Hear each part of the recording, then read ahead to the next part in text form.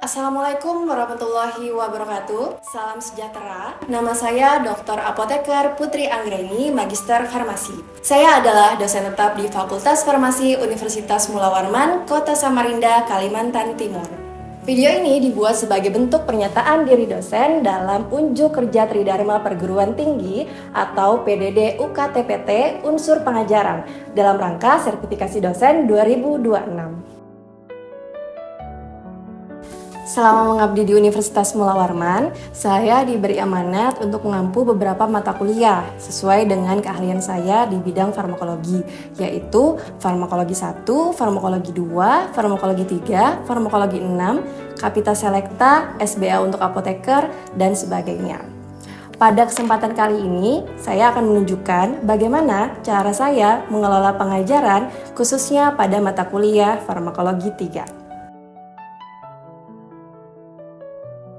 Farmakologi 3 adalah mata kuliah yang wajib ditempuh mahasiswa semester 4 S1 Farmasi dengan bobot SKS yaitu 2 SKS dan total pertemuan adalah 16 kali pertemuan. Secara umum, mata kuliah ini membahas tentang konsep anatomi, fisiologi, dan farmakologi serta metabolisme dan nutrisi yang terkait dengan bidang kefarmasian. Topik mual dan muntah yang akan saya jelaskan nanti adalah bagian dari materi sistem pencernaan. Materi ini mendukung capaian pembelajaran mata kuliah, khususnya agar mahasiswa mampu menjelaskan konsep anatomi, fisiologi, patofisiologi, dan farmakologi pada sistem pencernaan, memahami urgensi penyakit pada sistem pencernaan dalam konteks penerapan ilmu untuk pemecahan masalah praktis, dan mengidentifikasi serta memecahkan permasalahan dasar terkait obat-obatan sistem pencernaan yang ditinjau secara farmakologi. Khusus pada pertemuan ini, kemampuan akhir yang diharapkan kepada mahasiswa yaitu mahasiswa mampu menjelaskan tentang konsep dan obat-obatan untuk mual muntah non-postoperatif. Materi pada pertemuan ini saya susun ke dalam 3 bagian besar. 1. Konsep kondisi mual muntah yang meliputi etiologi, patofisiologi, serta neurotransmitter yang terlibat. 2. Golongan dan obat-obatan yang digunakan pada kondisi mual dan muntah. 3. Profil farmakodinamik dan farmakokinetik dari golongan obat-obatan tersebut. Perkuliahan ini diselenggarakan secara tatap muka di kelas dengan alokasi waktu 1 kali pertemuan adalah 2 kali 50 menit sesuai dengan bobot mata kuliah.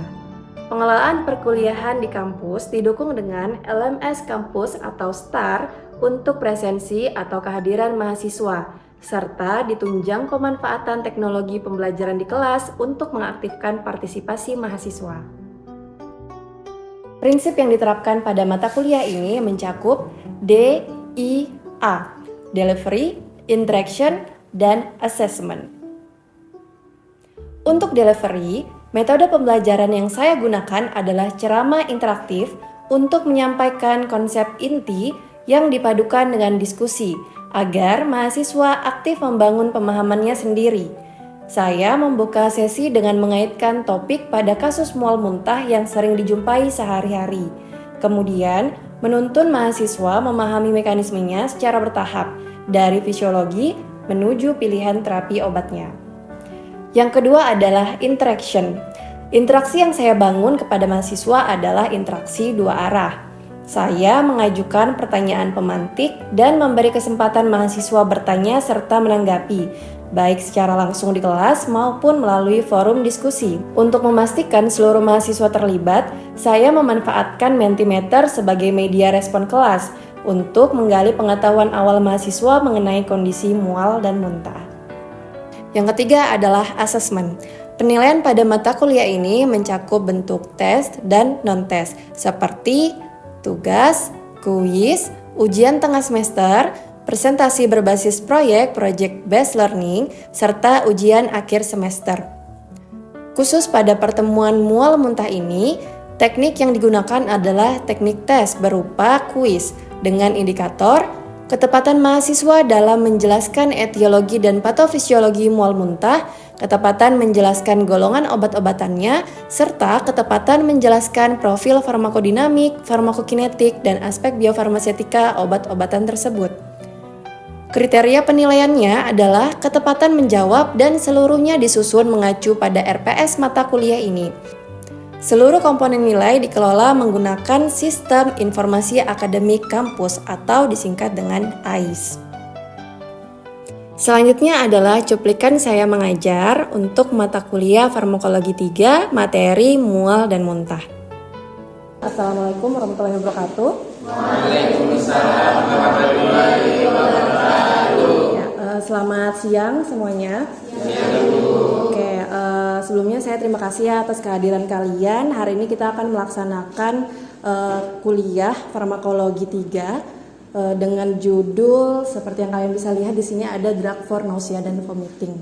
Sebelum kita memulai kuliah, saya persilakan untuk ketua tingkatnya memimpin doa dulu. Untuk pelajaran pada siang hari ini, berdoa dimulai. Sudah saya buka, silakan absen dulu.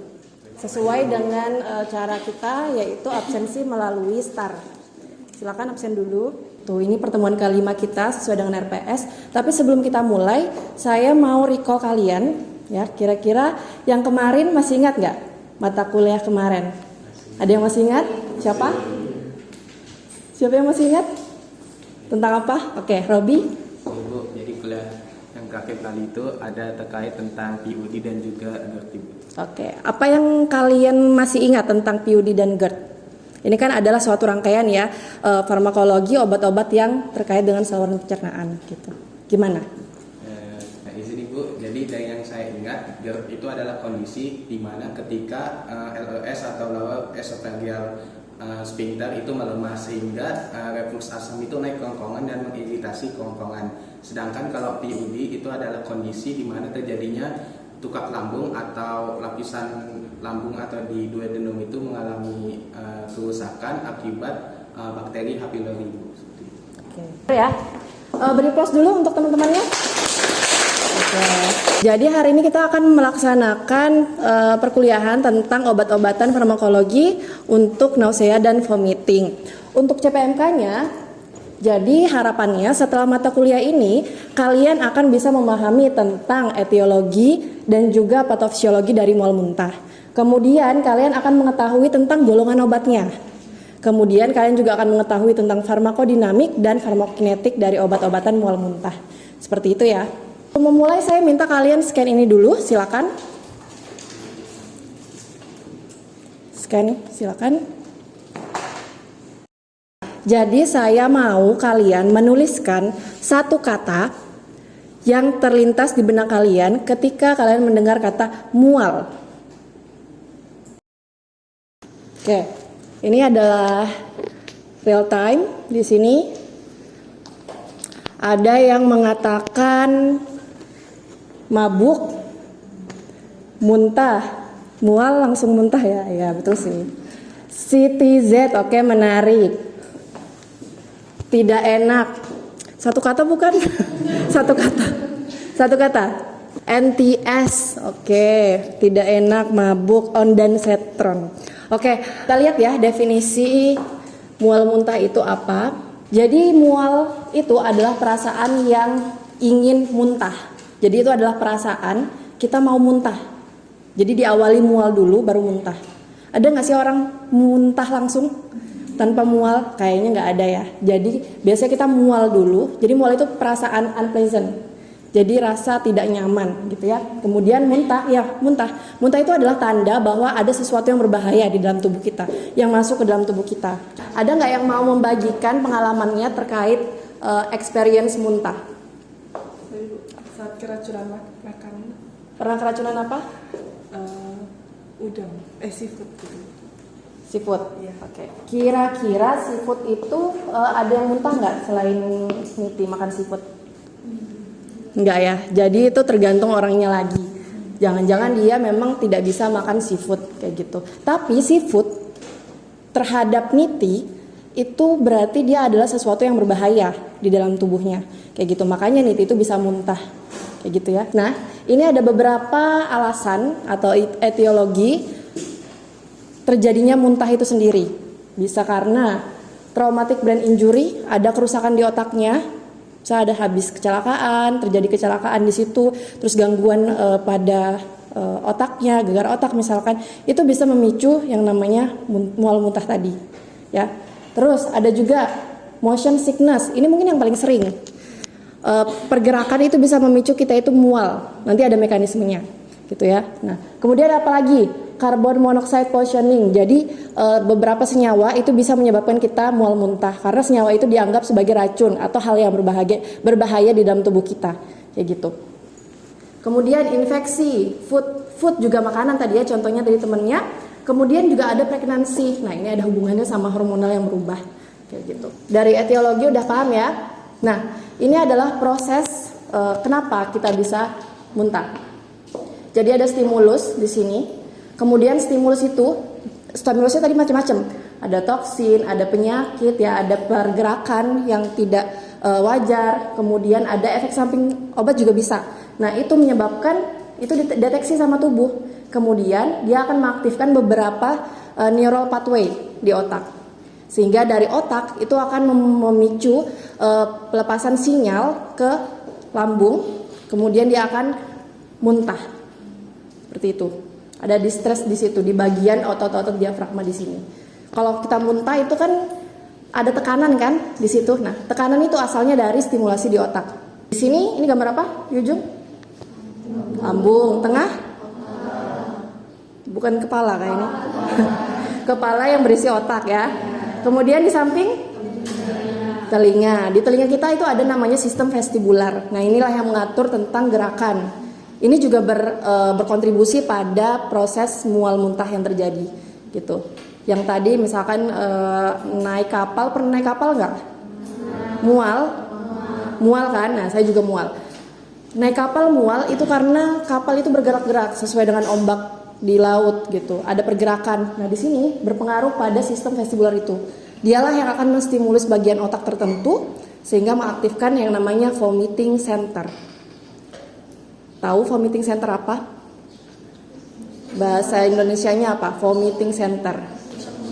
Pusat muntah. Oke. Kita lihat di sini. Nah, ada di bagian medula oblongata. Tadi ada kan yang bilang CTZ? Oh ya, CTZ itu adalah salah satu bagian yang sangat penting juga dalam respon mual muntah. Namanya chemoreceptor trigger zone. Ya. Jadi ini adalah zona yang akan teraktivasi ketika dia mendeteksi sesuatu yang berbahaya masuk ke dalam tubuh.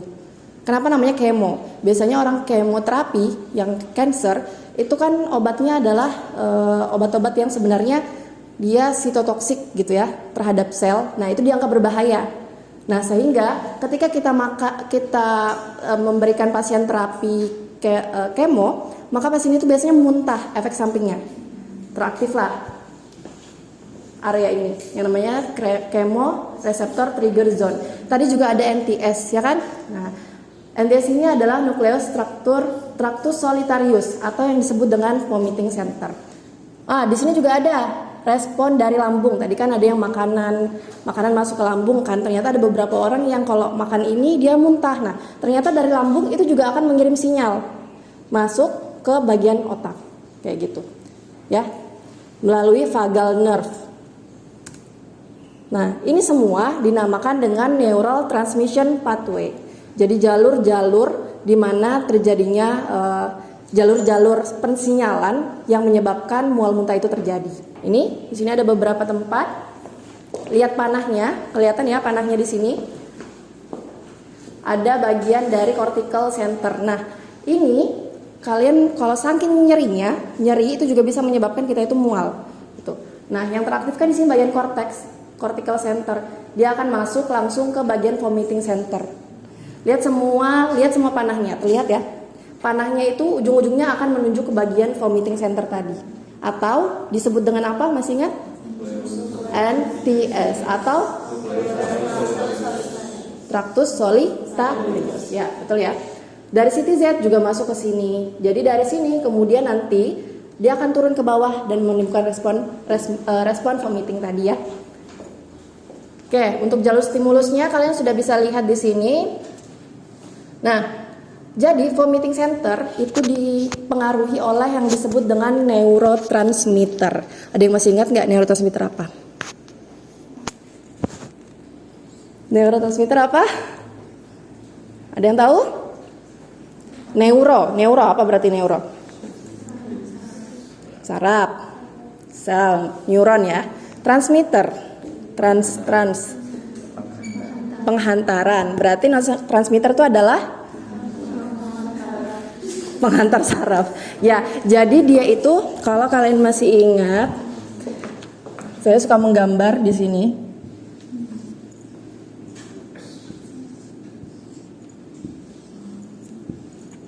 Ini apa?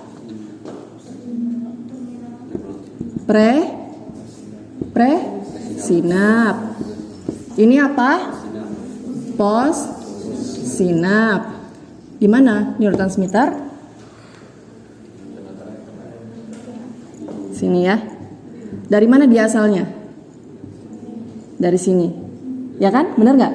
Ya, ini dikeluarkan oleh presinap, kemudian dia nanti akan menghantarkan sinyal di sini. Sini ada reseptor di sini. Nah, nempel di sini. Kalau sudah ada nempel di sini, maka terjadilah penjalanan sinyal. Gitu ya. Games, quiz, individu kerjakan. Kalian cari kata di sini yang bisa kalian dapatkan sebanyak-banyaknya. Waktunya 1 menit.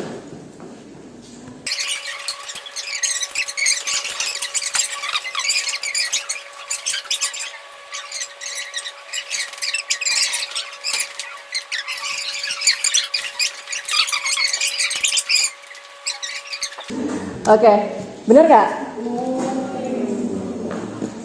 Dapat semua kan? Domperidon itu apa? Obat. CTZ tadi kan udah ya. Dopamin, serotonin itu kelompok neurotransmitter. Aprepitan, obat. Muskarinik, reseptor. Hafalin. Jadi neurotransmitter pada prinsipnya neurotransmitter itu dia punya yang namanya reseptor seperti tadi yang sudah saya gambarkan di situ ya kan. Jadi masing-masing neurotransmitter itu akan berikatan sama reseptornya. Jadi di sini serotonin itu reseptornya adalah 5-HT3. Kemudian dopamin ada D2 reseptor. Namanya mirip-mirip sih sebenarnya ya. Neurokinin namanya NK reseptor. Histamin H1 reseptor dan asetilkolin M1 reseptor. Oke, saya sedikit mau recall ke belakang. PUD ada kan tentang histamin atau GERD? Ada kan obat yang mempengaruhi histamin? Histamin berapa? H2. Contoh obatnya? Ya, betul. Ya, benar ya. Itu kelompoknya H2RA. Nah, itu berbeda sama ini. Dia ini adalah histamin H1. Histamin H1 itu biasanya paling sering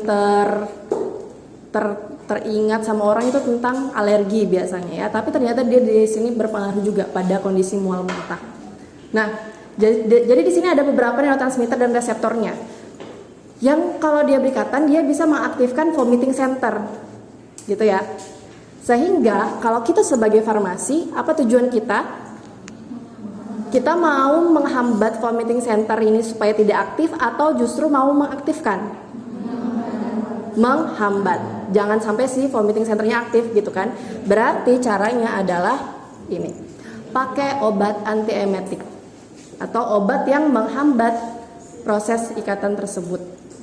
Tuh, sampai sini bisa dipahami ya? Nah, ini ada obat yang pertama atau 5-HT3 reseptor antagonis. Contohnya di sini ada ondansetron, ada aldosteron, granisetron, palonesetron. Jadi ada setronnya.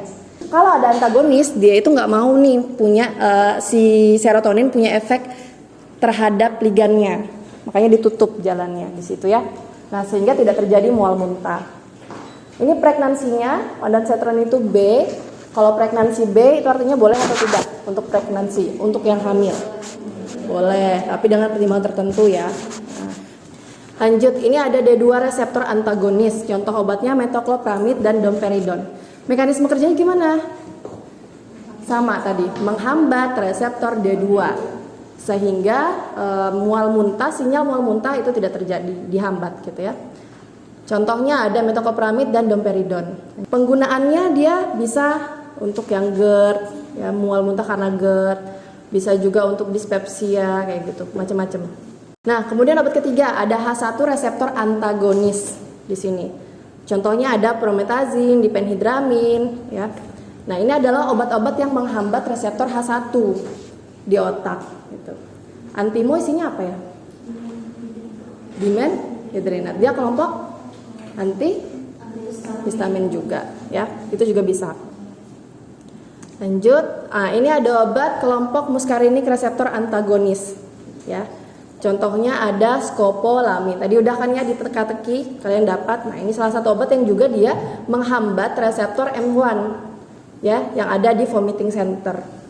Jadi kalian bayangkan reseptor-reseptor tadi itu ada di vomiting center.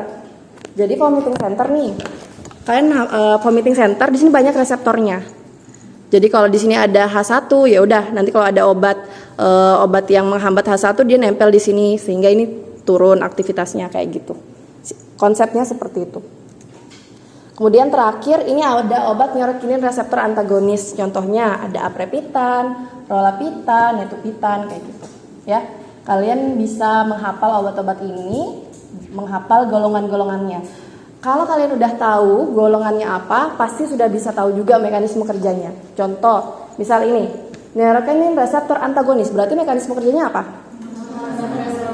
Menghambat reseptor neurokinin yang ada di mana? Di CTZ dan di vomiting center kayak gitu. Mudah ya untuk menghafalnya. Nah, ini kesimpulan dari hari ini. Bisa dilihat di sini ada beberapa area yang sangat mempengaruhi respon mual muntah. Nah, beberapa area itu akan dihambat oleh obat-obat. Nah, di sini contohnya antihistamin, ada hiosin, ya.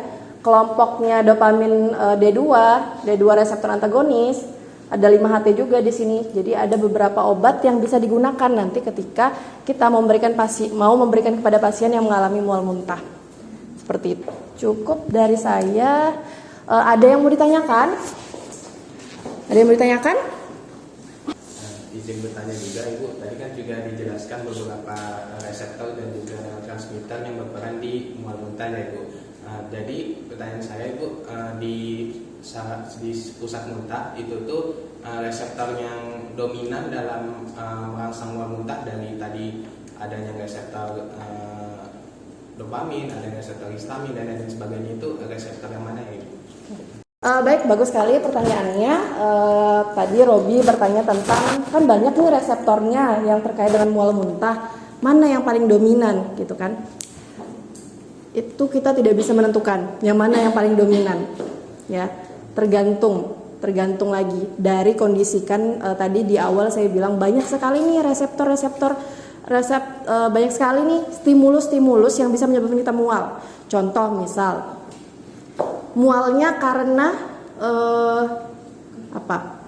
mualnya karena kemo misalnya, atau mualnya karena tadi mual muntah perjalanan gitu kan. Nah, berarti itu yang berpengaruh pada vestibular. Vestibular tadi masuknya kemana? Di situ, vomiting center. Kita bisa lihat di sini. Tergantung dari stimulusnya itu masuk di mana sih? Kalau misalkan dia itu mual muntah karena mual muntah karena mabuk perjalanan, arahnya masuknya itu berbeda gitu. Misal nih, berarti H1 reseptor sama M1, yang lainnya kurang. Dopaminnya nggak ada di sini di vestibular kayak gitu. Jadi kita tentukan berdasarkan stimulusnya apa. Makanya kalau di rumah sakit, kamu muntahnya karena apa? Oh, karena hamil. Nah, atau karena habis kemo, berarti beda. Jangan pakai yang H1. Kalau mual muntahnya karena kemo, berarti pakainya yang di sini, yang ada reseptornya D2NK1 kayak gitu. Gitu ya. Jadi kita tuh tidak bisa mengkategorikan yang mana yang paling dominan, tergantung kondisi stimulus mual muntah itu sendiri apa. Kayak gitu. Untuk menutup kuliah kita hari ini, saya mau mengadakan kuis. Silakan siapkan kertas lembar. Tuliskan nama, NIM. Ini soalnya. Soalnya tidak perlu ditulis, langsung tulis jawabannya.